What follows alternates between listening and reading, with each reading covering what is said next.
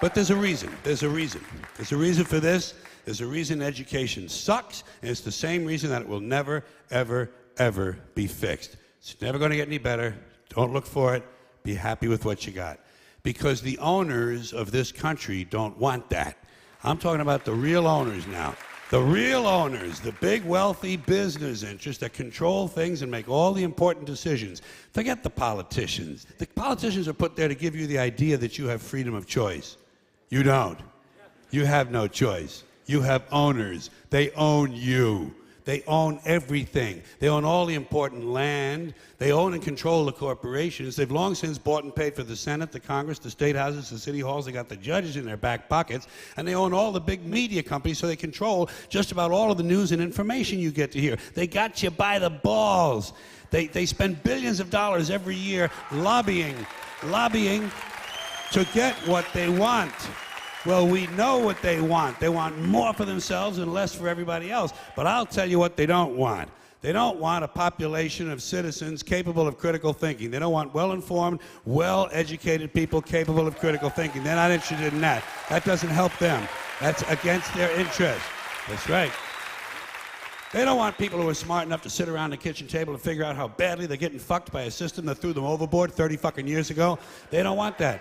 You know what they want? They want obedient workers. Obedient workers. People who are just smart enough to run the machines and do the paperwork and just dumb enough to passively accept all these increasingly shittier jobs with the lower pay, the longer hours, the reduced benefits, the end of overtime, and the vanishing pension that disappears the minute you go to collect it. And now they're coming for your Social Security money. They want your fucking retirement money. They want it back, so they can give it to their criminal friends on Wall Street. And you know something? They'll get it. They'll get it all from you sooner or later, because they own this fucking place. It's a big club, and you ain't in it.